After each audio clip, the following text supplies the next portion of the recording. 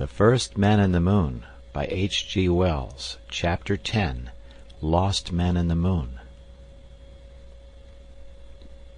His face caught something of my dismay.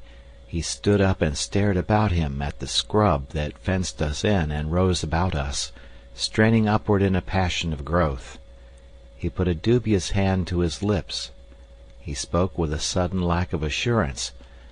"I think," he said slowly, "we left it somewhere about there." He pointed a hesitating finger that wavered in an arc. "I'm not sure." His look of consternation deepened. "Anyhow," he said, with his eyes on me, "it can't be far." We had both stood up.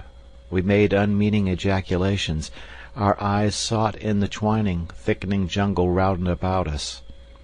All about us on the sunlit slopes frothed and swayed the darting shrubs, the swelling cactus, the creeping lichens, and wherever the shade remained, the snowdrifts lingered. North, south, east, and west spread an identical monotony of unfamiliar forms, and somewhere, buried already among this tangled confusion, was our sphere, our home, our only provision, our only hope of escape from this fantastic wilderness of ephemeral growths into which we had come. "I think, after all," he said, pointing suddenly, "it might be over there." "No," I said. "We have turned in a curve. See, here is the mark of my heels. It's clear the thing must be more to the eastward, much more. No, the sphere must be over there." "I think," said Cavor, "I kept the sun upon my right all the time." "Every leap, it seems to me," I said. "My shadow flew before me." We stared into one another's eyes. The area of the crater had become enormously vast to our imaginations, the growing thickets already impenetrably dense. "Good heavens, what fools we have been!" "It's evident that we must find it again," said Cavor, "and that soon. The sun grows stronger.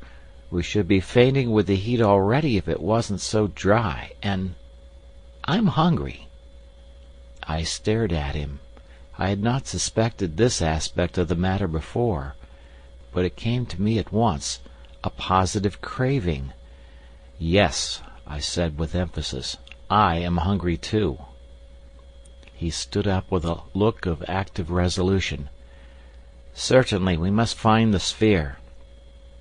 As calmly as possible we surveyed the interminable reefs and thickets that formed the floor of the crater, each of us weighing in silence the chances of our finding the sphere before we were overtaken by heat and hunger.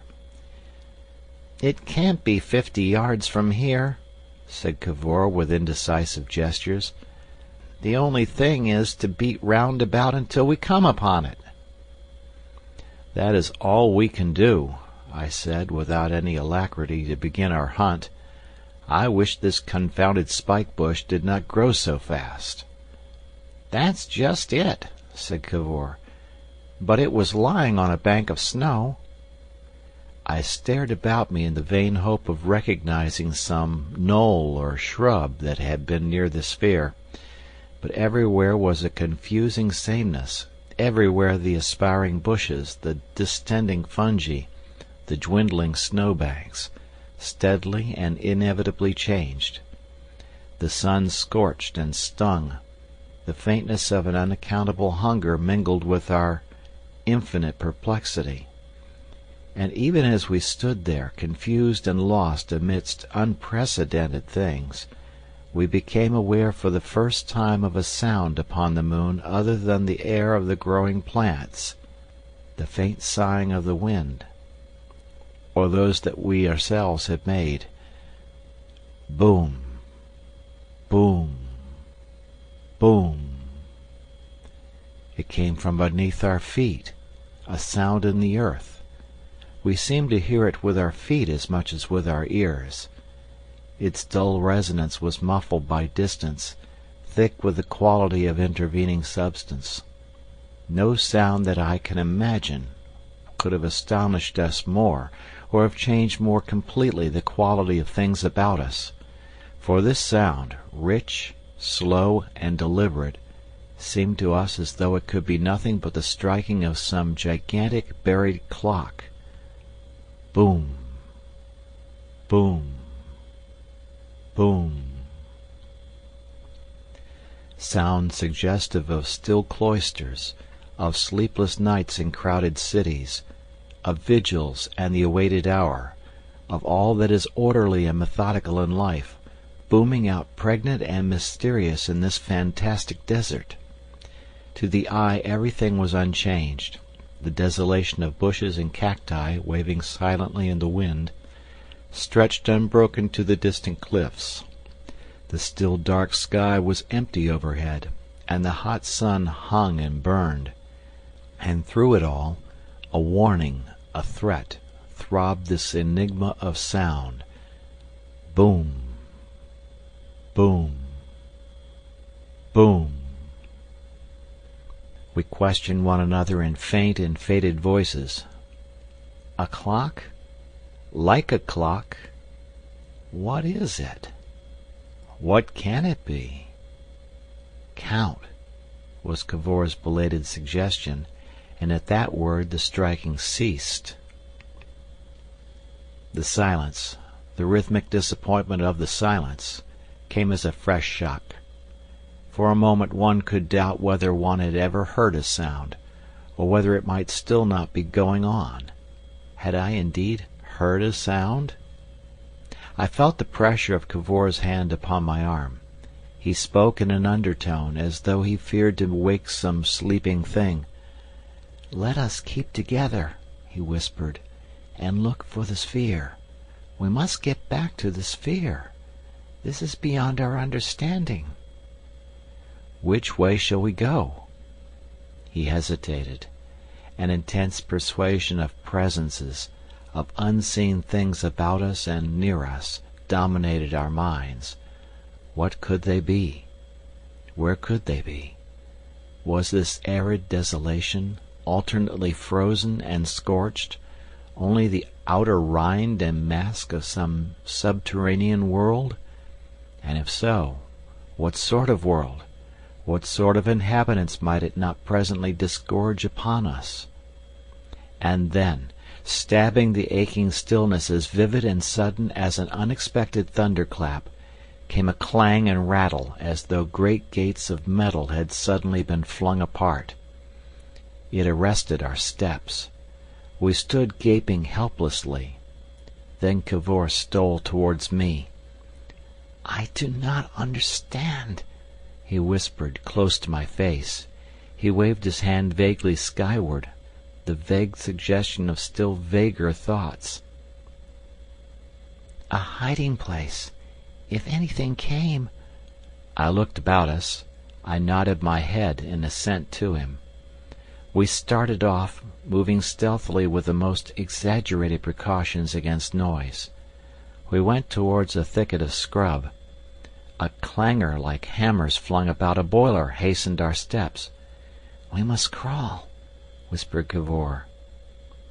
The lower leaves of the bayonet plants, already overshadowed by the newer ones above, were beginning to wilt and shrivel so that we could thrust our way in among the thickening stems without serious injury. A stab in the face or arm we did not heed. At the heart of the thicket I stopped and stared panting into Cavor's face. "Subterranean," he whispered. "Below." "They may come out." "We must find the sphere." "Yes," I said, "but how?" "Crawl till we come to it." "But if we don't?" "Keep hidden. See what they are like." "We will keep together," said I. He thought. "Which way shall we go?" "We must take our chance." We peered this way and that. Then very circumspectly we began to crawl through the lower jungle, making, so far as we could judge, a circuit, halting now at every waving fungus, at every sound, intent only on the sphere from which we had so foolishly emerged. Ever and again from out of the earth beneath us came concussions, beatings, strange, inexplicable mechanical sounds, and once, and then again, we thought we heard something, a faint rattle and tumult, borne to us through the air. But fearful as we were, we dared essay no vantage point to survey the crater. For long we saw nothing of the beings whose sounds were so abundant and insistent. But for the faintness of our hunger and the drying of our throats, that crawling would have been the only quality of a very vivid dream. It was so absolutely unreal. The only element with any touch of reality was those sounds. Picture it to yourself. About us the dreamlike jungle, with the silent bayonet leaves darting overhead, and the silent, vivid, sun-splashed lichens under our hands and knees, waving with the vigor of their growth as a carpet waves when the wind gets beneath it. Ever and again one of the bladder fungi, bulging and distending under the sun, loomed upon us. Ever and again some novel shape and vivid color obtruded. The very cells that built up these plants were as large as my thumb, like beads of colored glass. And all these things were saturated in the unmitigated glare of the sun, were seen against a sky that was bluish black and spangled still, in spite of the sunlight, with a few surviving stars. Strange! The very forms and textures of the stones were strange. It was all strange. The feeling of one's body was unprecedented. Every other movement ended in a surprise. The breath sucked thin in one's throat. The blood flowed through one's ears in a throbbing tide. Thud, thud, thud, thud. And ever and again came gusts of turmoil, hammering, the clanging and throb of machinery, and presently the bellowing of great beasts. End of chapter.